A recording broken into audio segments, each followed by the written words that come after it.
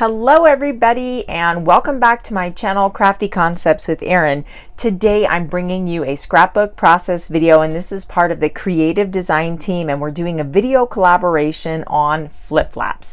Now you're probably wondering, what are flip-flops? So let me show you.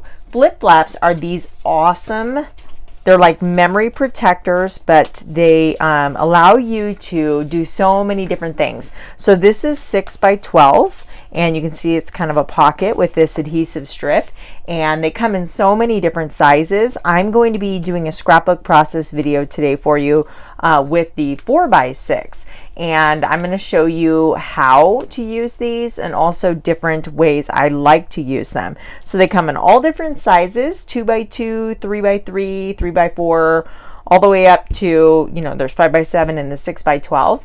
And stay tuned to the very end, because after I create this page, I'm going to show you several projects I've made in the past using flip-flops. So let's go ahead and get started. Okay, so I pulled out some of the papers from the current Mix-In paper pack. This is from the July and August catalog. There are a few more sheets that come in this paper collection, and they are awesome too, but for my layout today I'm limiting it to this color palette.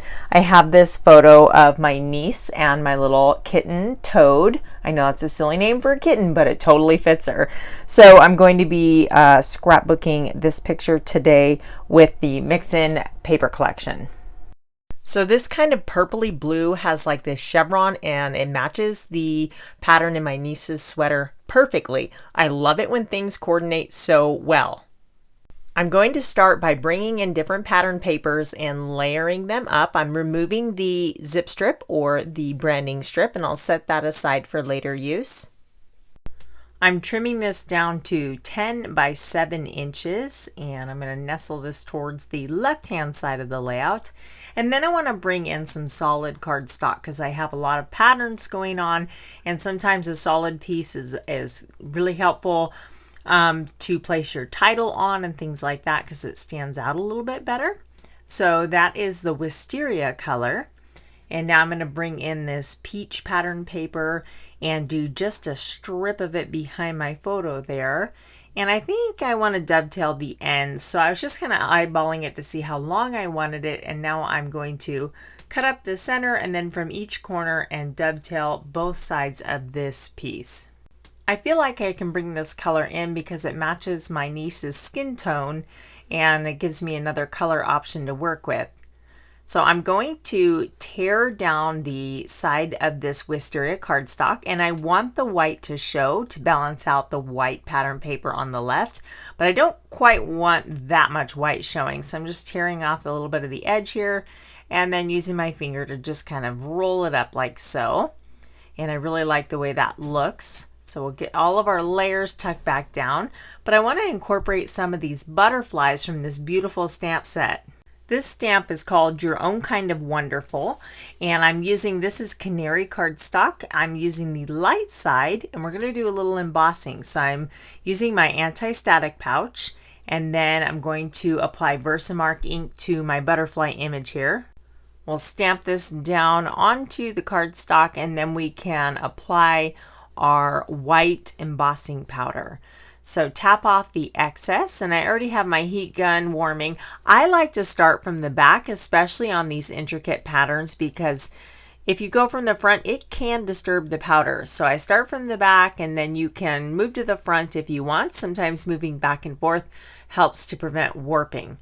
So I've gone ahead and cut that out, and then I use the other butterflies as well to repeat the process. And now I can use these as embellishments to kind of lead your eye across the page. I have them in kind of a diagonal manner.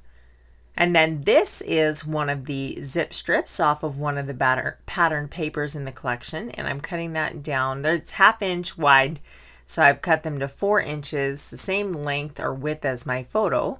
So we're just going to tuck those into the top and bottom.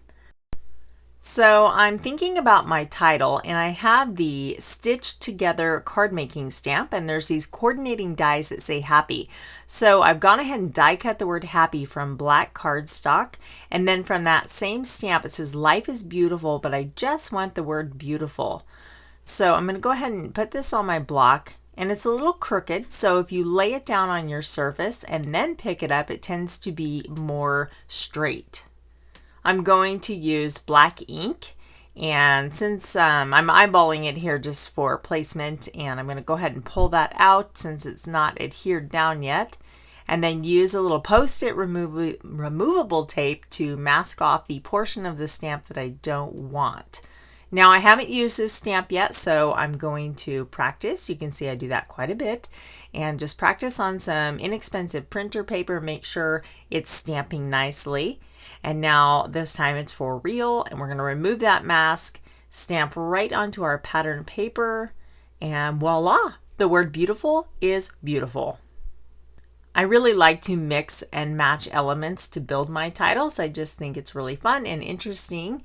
And so we have the word happy, beautiful, and I'm going to spell out my niece's name. I have these glittery stickers that I don't even know where well, I know where they came from, but someone at my work put them on the table upstairs, kind of in the free stash, so I grabbed them. And I'm not going to pass up free craft supplies, no way. So I'm not sure who the manufacturer is, but I'm going to go ahead and use these and spell out Maddie. My niece's name is Madeline. So my title will read Happy, Beautiful Maddie. And I went ahead and switched to the smaller butterfly because it fit better into that space. And I like the way this is looking, so now I'm going to go ahead and adhere them down. I'm doing the tallest letters first just to make sure there's room, and then I can proceed with the rest of the letters just using my T-square ruler for a straight edge there. And it's not really showing up on camera that well, so I do end up doing something to the title a little bit later to make that stand out more.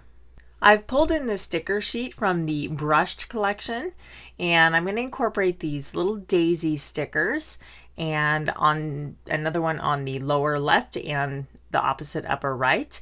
And again, that's just reinforcing the diagonal movement of my embellishments.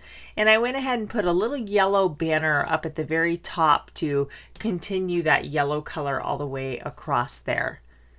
I'm just using I had taken off the adhesive from these stickers, so now I need to reapply adhesive. And then I'm going to use foam tape to pop up my butterflies to give them a little bit of dimension.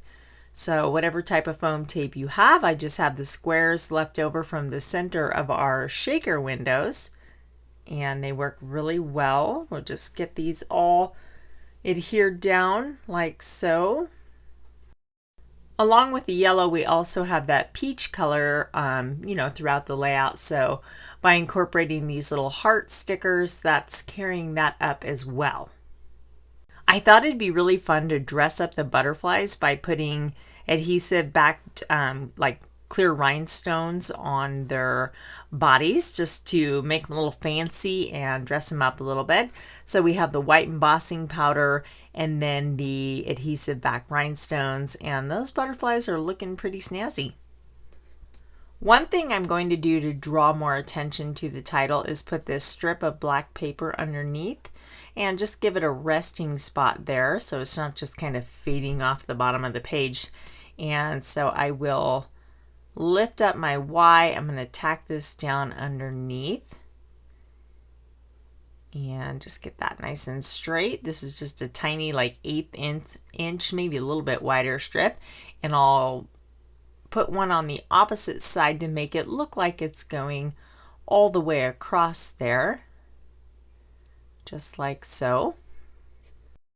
So that's still not quite standing out enough for me, so I'm going to end up tracing it with a pen. But first I want to add some black splatters, so I put down my all-purpose mat and again some more printer paper. This is the black shimmer brush, and I'm just tapping it to get these black splatters. And I think, oops, I got kind of a little line there, so I'm just going to adjust my protective paper there. And look, you can even, if you want some bigger dots, you just squeeze it directly or touch it down to the page like I did just there. And I'm thinking I want to add some to the bottom portion of that wisteria cardstock as well. So, whoops, got a little crazy and squeezed that out, but that's why I use my all-purpose mat, because it'll wipe right up. Not a big deal. I love all the shimmer pens. They come in so many different colors, and they're great for applying shimmer and to your projects or splatter, all sorts of different techniques you can do. So I'm inking up the edge. This is my journaling, and I'm going to incorporate this onto the layout and then actually put the photo in the flip-flops over the top of the journaling. So it's going to look like this.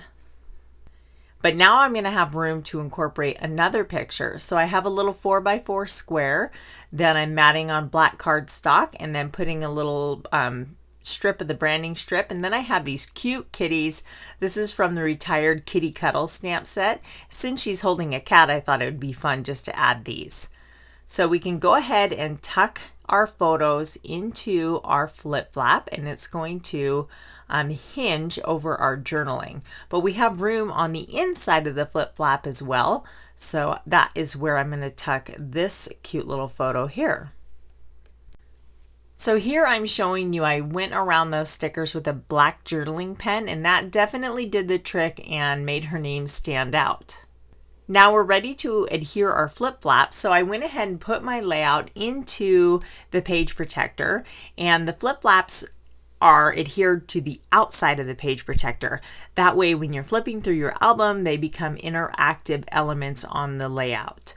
So I've removed the adhesive strip and I'm tacking it down into place just right over the top of my journaling card. And now we have hidden journaling, so to speak. It's a prayer that I wrote just to kind of pray over my niece because she lives on the other side of the country and I don't get to see her very often. So it's kind of a private thing, so I like to hide that behind the photo. And then here's this cute photo on the inside as well. So I want to show you a few more projects that I've done, and here is a double page layout, and you can see I've added this is a 12-inch long, and I was able to put I could have put 6. I put 5 more photos, and when you close it, it gives this seamless look of the 12x12 page, but then you just open it up and have all these additional photos. Here's another layout I did, and this time I just stacked multiple flip-flops on top of each other. And again, I can add a significant amount more pictures to the layout without cluttering up the design. And here's one more. Again, this is a 6x12. There's journaling and just a ton of pictures. I was able to incorporate so many pictures to this layout. For more creative inspiration using flip-flops, you're going to want to watch all the videos from the creative design team. Next up is Keri Simmons, and they're all listed below in the description box. Thank you so much for watching, and I'll see you next time.